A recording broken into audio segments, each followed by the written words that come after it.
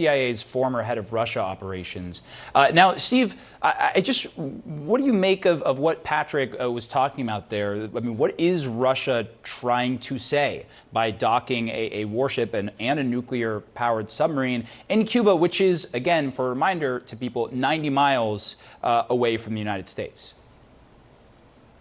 Yeah, Omar, we have to remember that this is not unprecedented. This is a relatively routine kind of visit. You know, you have allies visit each other's ports on a regular basis, but it is sending a message. The first message that I think Putin is trying to send is he's big on reciprocity, as all Russians are. And so he's very upset that the West has basically told Ukraine, look, you can fire your weapons, the weapons that we're providing you, into Russia. And so this is Putin saying, look, we can put, warships very close to your country as well. They, of course, could have done that at any time. They didn't need to do it, in Havana. They could have done it off the East Coast or any place else. But it is a relatively routine thing. I think one of the reasons that you saw a relatively laid-back group of Russian sailors is because they're probably very happy to be in Cuba and not, say, near Crimea, where they'd be fighting for their lives. The Ukrainians have been very good at destroying them. So the other thing that I think Putin is doing is he's sending a message, a political message to the United States. He's trying to once again influence our political process. Donald Trump and the Republicans have said, look, if we were in power, we could resolve this whole problem in a day and we wouldn't have Russian warships right off of our coast. And Putin knows that very well. And so he's feeding into that politicalist message as well. So there's a couple of different things that Putin is trying to do with this visit. Yeah, politics at play here, also optics as well. Cuba obviously isn't the only Cold War ally of sorts that Russia's been cozying up to of late. If you want to stay in that category, their ties to China were a big point of concern at this week's G7 talks. And I'm curious just on that front, how do you read that dynamic between Russia and China at this point? Well, this is another interesting point to the Cuba visit, and we mentioned also Venezuela as a possible next stop for this, and then you've got China, you've got the North Korean connection, you've got Iran providing weapons to help the Russians fight the war. Who would have thought we would ever got to the point where the Russians needed help from the Iranians to fight a much smaller neighbor? But here we are. But what all that points to is the Russians essentially participating in and vocally supporting a coalition against the democratic West. So all of these countries, Venezuela, Cuba, North Korea, Iran, Russia, China, all have autocracies. There is no free speech. There is no, transparency. There is no open society in any of these countries. And that's what China, Russia, and all those other countries want to see more of. They want to see more authoritarian dictatorships. And what they want to see a lot less of is Western-style democracies. And that's another messaging thing that's going on here.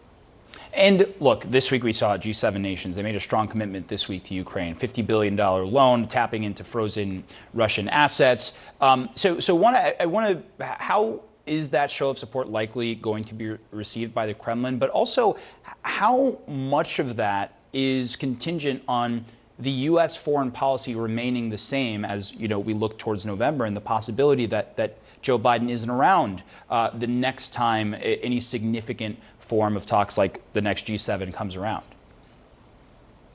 Yeah, this is not a good couple of days for the Kremlin or for Vladimir Putin, as evidenced by the fact that Vladimir Putin himself essentially announced what his terms for a ceasefire or for a settlement, some sort of agreement with Ukraine to end the war. You don't make those comments if you're a world leader unless that's what you want to have happen, unless you're at a position where you say, okay, I've captured pretty much everything that I can in Ukraine. And remember, when Putin started this, the goal was to take over the entire country. Now he's saying, okay, I've got about 20% of it, most of it in the east that borders with Russia. And so how about we settle for that? If you're winning the war, you don't stop. You don't make those comments. You'll notice that the Ukrainians have said, well, we're not prepared to discuss it at all. What we have to have is all of our country back because you guys illegally attacked us, illegally invaded us, and confiscated all of our land. So the Ukrainians are not prepared to stop at all. And they've got the complete support, as we saw from the G7. Will that change as governments both in Europe and perhaps in the United States move to the right with a potential Trump presidency and other things happening in Europe? It's possible, but it's not a fait accompli. If Trump were elected, there is now a 10-year bilateral security agreement with Ukraine. He could dial that back. He could, with a signature of his pen, annul it. But it won't be that easy, and there'll be political consequences. So I'm cautiously optimistic as we go forward that there's a lot of support from the West continuing to Ukraine, and it's not just words, it's money. Yeah, and as you point out, not just the United States with an election, obviously, this November, large swaths of Europe, I mean, across the world at this point, it's going to be a large showing of election and potentially shifting of powers globally. Steve Hall, appreciate the time and perspective as always. My pleasure, Omar.